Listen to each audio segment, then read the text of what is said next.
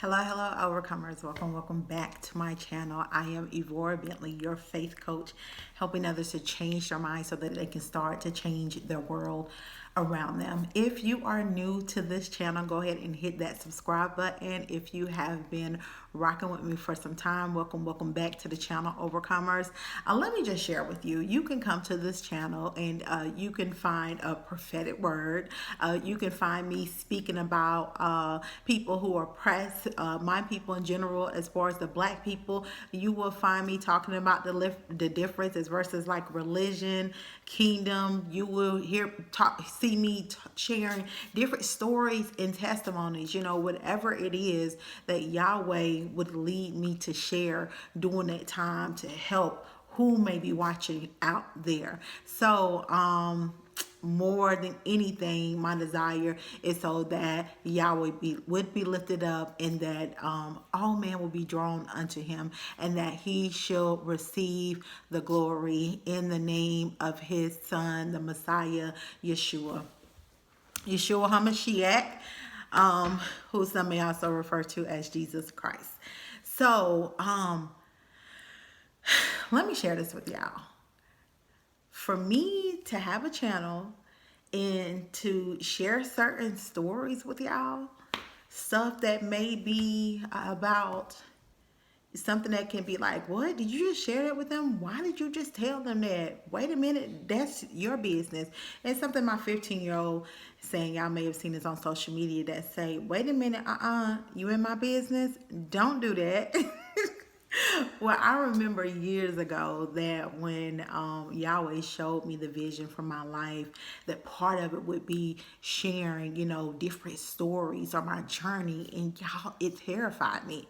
I remember that moment, being in my living room. I laid on the floor, cried, literally like a baby. Like, I don't want to, why?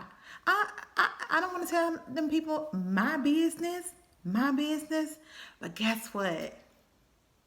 He always takes our story and turns it into something so beautiful for his glory. And so I didn't understand that years ago. And so I came across a writing. If some of you have been to my website, I'll put the link in the description box. You may have read one of my blogs, but I came across this because if I've never shared, or if you guys don't know, but I used to be in bondage to a victim mentality. So really bad. And so it was always, well, this person is because of that person. And I used to always give situations and other things so much power when I didn't realize it had to start with me, Sometimes you're not going to receive an apology. Sometimes it's not going to play out how you want it to play out, but that's where you have to trust Yahweh for what's next. And whatever he leads you to guide you, for it to start with you. You can't just keep pointing the finger. And so I've had some conversations lately, right? And some people who with these egos and just this victim mentality, and who don't know they have a victim mentality. And my heart goes out to those type of people, because of the simple fact that was once me. So I'm going to share this with you guys. I put it in a blog, but it was a dream that I had. And I hope that, it really encourages, it blesses you to really go to you to put yourself on the altar, okay? Step back from what's going on with everybody else and truly put yourself on the altar, so that you can see some things about yourself, so that the vision that Yahweh has placed within you can become so clear, and more importantly, so you can become so clear in knowing who you are, and whatever healing you need to receive, whatever mindsets or whatever dead weight needs to drop out, and the dry bones that need to rise, so may it be so. And I hope you get that encouragement from what I'm about to share. One night I had a dream. My daughters and I were walking through the woods. It looked like a forest. I was walking in front of my daughters as they walked behind me. I had no idea where we were going, but believed where I was going was my business and nothing else mattered. As we were walking, I heard something crying and weeping very loudly, which caught our attention. We stopped and stood still for a moment and looked over to the right where there was a raccoon bent over a dead skunk, weeping and crying. He was mourning, and as he did, he looked up right into my eyes with a sad look. It was as if he wanted me to give attention to the dead skunk for some reason. I turned my head, told my girls to come, and we started back walking. As far as I was concerned, it was none of my business. Whatever that the raccoon was crying over the dead skunk was, that was my whole attitude. As we walked away, I saw the stench from the dead skunk come from me, and then it started to circle around my daughters. See, what I thought was none of my business was all of my business. The raccoon represented how Yahweh feels when we neglect healing that is needed in our lives.